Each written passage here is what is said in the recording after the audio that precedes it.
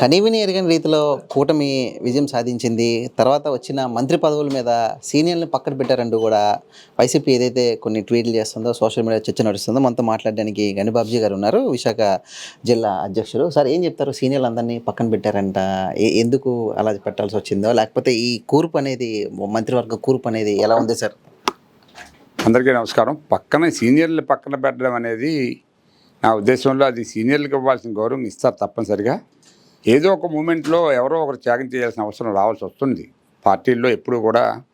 ముఖ్యంగా ఇవాళ ఉమ్మడి ప్రభుత్వం కాబట్టి ఎవరు స్థానం వారికి వస్తుందని నమ్మకం లేదు.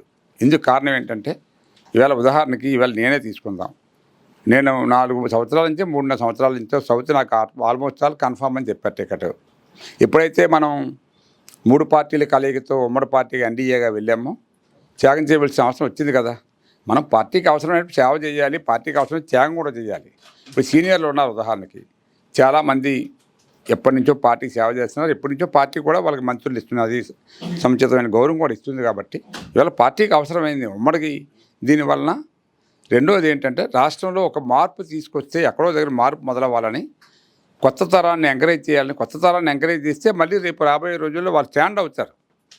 పార్టీకి కష్టపడడానికో లేకపోతే పార్టీకి అవసరమైనప్పుడు నిలబడడానికో ఉపయోగపడతారనే ఆలోచన ఉన్నట్టుంది పార్టీ అధిష్టాన వర్గానికి. అందువలన పెద్దలకు ఇవ్వాల్సిన గౌరవం కూడా ఇస్తారు. ఏదో విధంగా వాళ్ళని కూడా వదిలేరు. తప్పనిసరిగా వాళ్ళ గౌరవం వాళ్ళకి దక్కుతుంది అనేది నా నమ్మకం.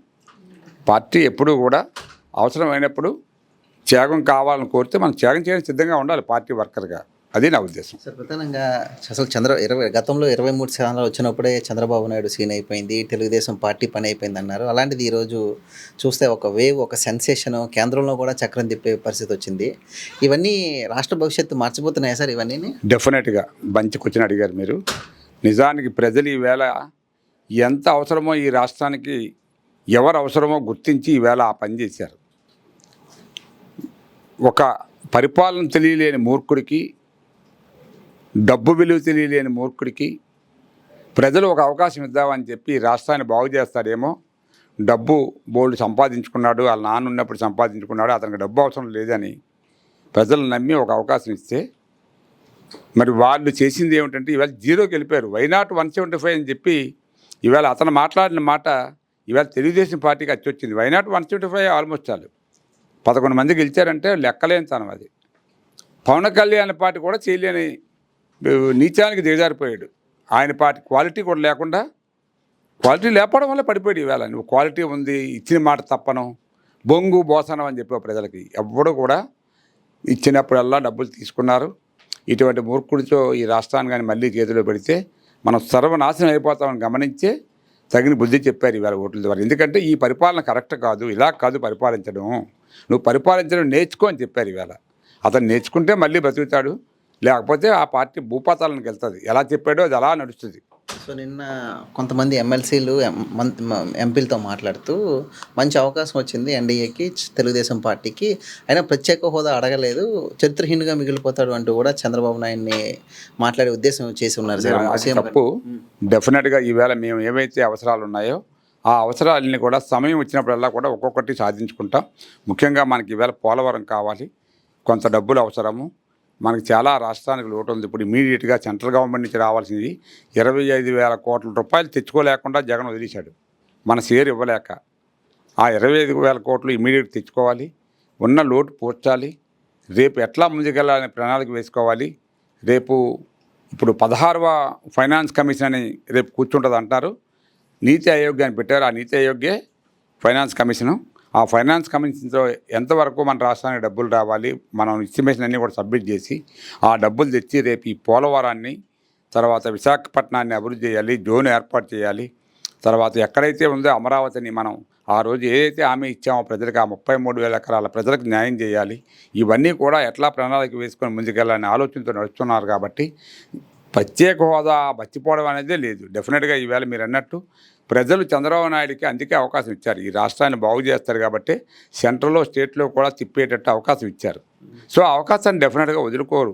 నేను అనుకుంటాను చంద్రబాబు నాయుడు గారు ఈ రాష్ట్రాన్ని బాగు చేసి ఆ పార్టీకి చిరకాలం ఒక ఆయుష్ని పోసే పరిస్థితి కల్పిస్తారు. సార్ ఎక్కడెక్కడ పెద్ద పెద్ద బోర్డులు రెడ్ బుక్ సంబంధించి లోకేష్ సంబంధించి ఎవరైతే అప్పట్లో టీడీపీ పార్టీని ఇబ్బంది పెట్టారో లేకపోతే ఎవరైతే ఐఏఎస్లో వాళ్ళ బాధ్యత మరిచి ప్రభుత్వానికి అనుకూలంగా పనిచేశారంటూ కూడా ఆరోపిస్తూ రెడ్ బుక్లో కొంతమంది పేర్లు నమోదు చేశారు. వీళ్ళందరికీ ఖచ్చితంగా శిక్ష అయితే ఉంటుందంటూ కూడా బాహ్యతంగానే అప్పుడు చెప్తున్నారు, ఇప్పుడు చెప్తా ఉన్నారు. నిజంగా శిక్ష ఉండబోతున్నాయి సార్ వాళ్ళందరికీ? డెఫినెట్గా సార్, ఎవరు తప్పు చేస్తే వాళ్ళు ఐఏఎస్లో ఉన్నవ్వండి లేకపోతే పొలిటికల్ నాయకులు అవనివ్వండి, వారి యొక్క హిస్టరీని తవ్వుతారు గ్యారంటీగా. తవ్వి ఎవరు తప్పు చేస్తే మీకు తెలిసి ఆల్రెడీ వాసుదేవరెడ్డి మీద ఇమీడియట్గా వాళ్ళ ఆఫీస్ తాళాలు వేసి వాళ్ళ రికార్డులన్నీ సీజ్ చేసి ఈవేళ బెయిల్ కూడా ట్రై చేస్తే హైకోర్టు కూడా చెప్పింది బెయిల్ ఇవ్వద్దని.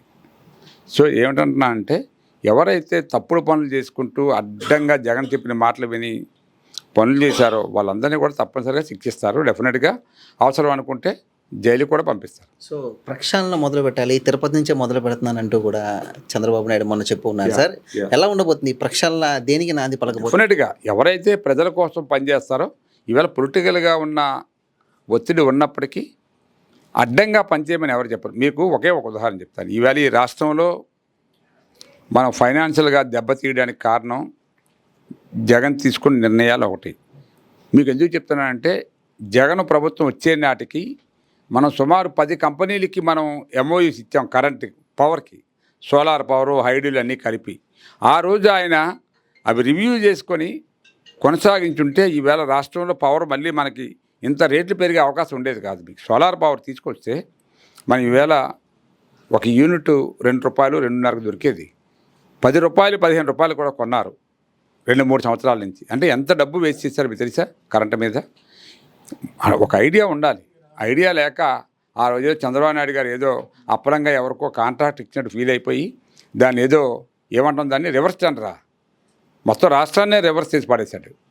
అందువలన పరిపాలన అనేది తెలుసుకోవాలి ముందు. అతను ఏనాడు మంత్రి చేయలేదు, కనీసం ఎంపీ కూడా పూర్తి స్థాయిలో పార్లమెంట్కి వెళ్ళి పార్లమెంట్లో స్టడీ చేయలేదు. మూర్ఖంగా ఏదో ప్రజల మధ్య తిరిగేసి ప్రజల అభిమానం ఉంది కాబట్టి, వాళ్ళ నాన్న యొక్క అభిమానం ఉంది కాబట్టి ప్రజలు నమ్మి ఓటేశారు. కానీ లేకపోతే అటువంటి మూర్ఖుడికి ఓటేసినందుకు ఈవేళ చెంపలేసుకొని మొత్తం పిసికిసారు. పీకాస బంగాళాఖాతంలో పడేస్తామని చెప్పామా, అలాగే పడేశారు ఈ పార్టీని. సార్ చివరిగా జగన్ కన్నా ఎక్కువ సంక్షేమం చేస్తారన్నారు, ప్రజలు నమ్మారు, మీకు పట్టం కట్టారు, ఊహించిన దానికన్నా బాగానే పట్టం కట్టారు. కానీ ఇవన్నీ అమలు చేయాలంటే నిధులు చాలా అవసరం, డెవలప్మెంట్ కూడా ఒక కోరుకుంటున్నారు అనేది మొన్న రిజల్ట్లో తెలిసింది సార్.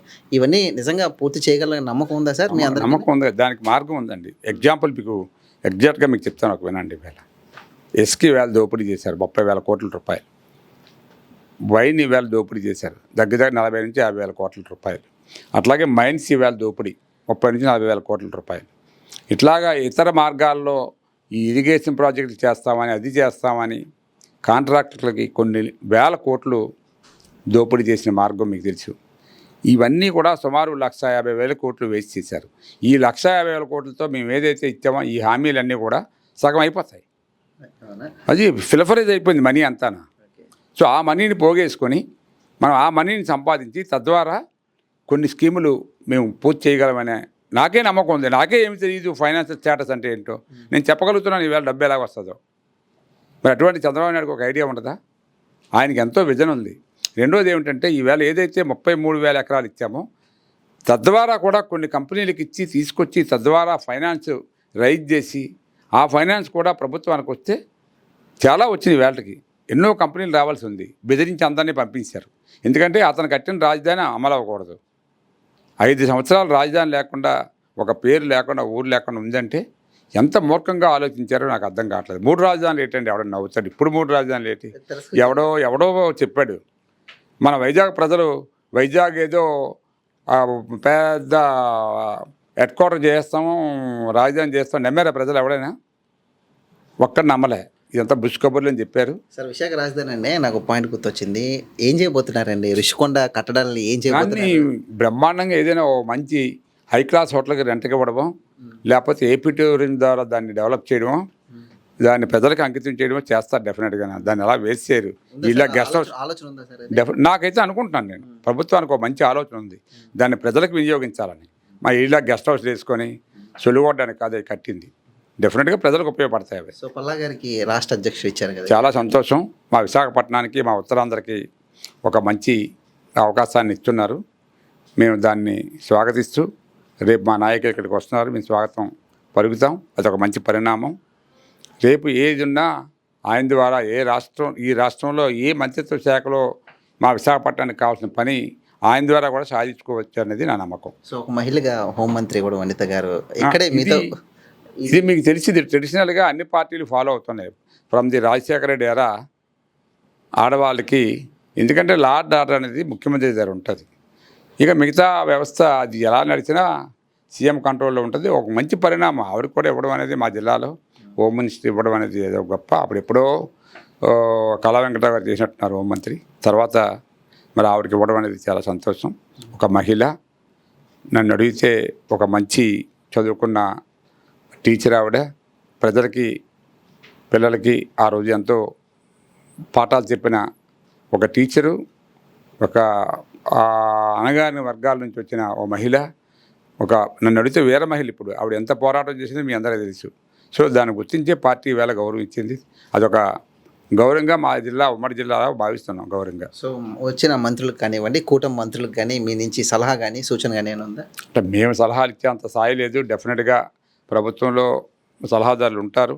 ముఖ్యమంత్రి గారి దగ్గర ఒక పేసీ ఉంటుంది. ఆ పేసీ ద్వారా వారికి కావాల్సిన డైరెక్షన్స్ ఎప్పుడు కూడా వెళ్తుంటాయంటే, నాకు తెలిసిన పరిపాలన విధానం ఏమిటంటే, ముఖ్యమంత్రి గారు ప్రతి శాఖని ప్రతి నెలకో 2 నెలలకో పరిశీలించి దాంట్లో ఏమి లోపాలు ఉన్నాయి, ఏంటి జరుగుతుంది అనేది పరిశీలించాలి. ఎప్పుడైనా జగన్ అనేవాడు ఒక్కసారైనా ఒక డిపార్ట్మెంట్ రివ్యూ, ఒక మంత్రిని కూర్చోబెట్టి రివ్యూ చేశాడండి? ఈ 5 ఏళ్లలో రావడం, ఏడో పెళ్ళికి పేరెంటానికి రావడం, మళ్ళీ వెంటనే భోజనానికి వెళ్ళిపోవడం, తినేయడం, తొంగవడం, సినిమాలు చూసుకోవడం ఇంట్లో. ఒక్క మంత్రిని కూర్చోబెట్టి ఈ శాఖలో ఏం జరుగుతుంది, ఎలా జరుగుతుంది, పరిపాలన ఏమిటని విచారించాడండి? మనం చూసాం ఎప్పుడైనా? పోనీ ఏ టీవీలోనైనా ఒక్క మంత్రిని కూర్చోబెట్టి విచారించాడా? అటువంటి విధానం అమలు చేస్తే ఇంకెలా నడుస్తుంది పరిపాలన? ఎవరికి నచ్చిన దారి అది చూసుకొని ఇష్టం చేసి పడేశారు మంత్రి శాఖల్ని. ఒకడైనా మన సెక్రటరీకి వెళ్ళారండి? ఈవేళ ఆయన చెప్పాడు, ప్రతిరోజు ఉదయం 10 గంటల నుంచి 6 గంటల వరకు నేను సచివాలయంలోనే ఉంటాను, నాతో పాటు మంత్రులందరూ కూడా ప్రతిరోజు సచివాలయానికి రావాలి. సచివాలయం అంటే దేవాలయం అండి. ప్రజలు ఎక్కడికి వెళ్తారు? మంత్రిని వెతుక్కోవాలంటే ఎవడు దొరికివాడు కాదు. వాడు పని చేస్తాడో పోతాడో వేరే విషయం. మనం ఒక అర్జీ పట్టుకొని వెళ్ళి ఒక శాఖ తాలూకా మంత్రిని కలవాలంటే ఎక్కడ దొరుకుతాడండి? ఎక్కడ దొరుకుతాడో తెలియదు. ఎవరు గెస్ట్ హౌస్లో ఉంటాడో తెలియదు. సచివాలయానికి వస్తే ఓహో పలానా టైంకి సచివాలయంలో పలానా మంత్రి గారు ఉంటారంటే ఒక ప్రజలకి విధానం అలవాటు అవుతుంది, వాళ్ళ కష్టాలు చెప్పుకోవడానికి అవుతుంది. పని అని అవనమండి. ముందు మిమ్మల్ని పిలిచి మాట్లాడి ఏంటమ్మా నీ కష్టం అని అడిగేవాడు ఉండాలి కదా సచివాలయంలో. ముఖ్యమంత్రి లేకపోతే మంత్రులు ఎదుర్కొంటారండి? అడవిలా చేసి పడేశారు. ఈ ప్రాంతాన్ని అడవిలా చేయాలని ఉద్దేశం కలిగింది కాబట్టి ఆ ప్రాంతంలో జల్ల కొట్టినట్టు అక్కడ కూడా అందరూ కూడా ఓడిపోయారు. కారణం ఇది. సరే, వాలంటరీ వ్యవస్థ మీద ఏమైనా సమాచారం ఉందా? నాకు తెలిసి వాలంటరీ వ్యవస్థని ముఖ్యమంత్రి గారు చెప్పారు కంటిన్యూ చేస్తామని. కానీ దాన్ని రివైజ్ చేస్తారు, ఎట్లా చేయాలి, ఎట్లా కొనసాగించాలి. మరి 10,000 ఇస్తామన్నారు కదా, 5,000 ఇస్తే ఏం పనికి వస్తుందని చెప్పారు. కాబట్టి ఈ సంఖ్యాబలాన్ని తగ్గించి దాన్ని స్ట్రాంగ్ చేసి మినిమమైజ్ చేస్తే బాగుంటుందని నా ఉద్దేశం. ఎందుకంటే సచివాలయాల్లో వాళ్ళ వర్క్కి మించిన స్టాఫ్ ఉన్నారు అక్కడ.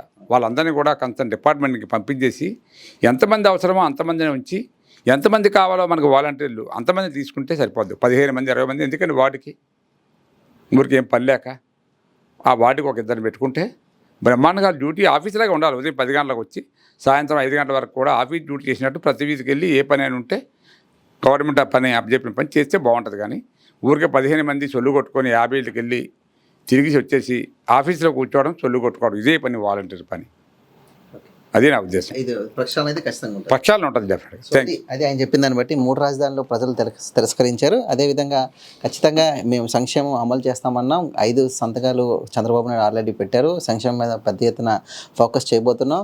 అదేవిధంగా వాలంటరీ వ్యవస్థ కూడా సంబంధించి కూడా ప్రక్షాళన ఖచ్చితంగా ఉంటుంది. మినిమైజ్ ఏదైతే ఇప్పుడు ఎక్కువ మంది ఉన్నారని భావిస్తూ ఉన్నారో వాళ్ళందరినీ కూడా కొంచెం మంది ప్రభుత్వం అందరిలో పెట్టుకుని సరైన రీతిలో వ్యవస్థ నడిపించాలంటూ కూడా ఈరోజు మన మైరా మీడియాకి అయితే ఆయన అయితే తెలియజేశారు. వీడియో జర్నలిస్ట్ మోషతో ఉదయం మైరా మీడియా విశాఖపట్నం నుంచి.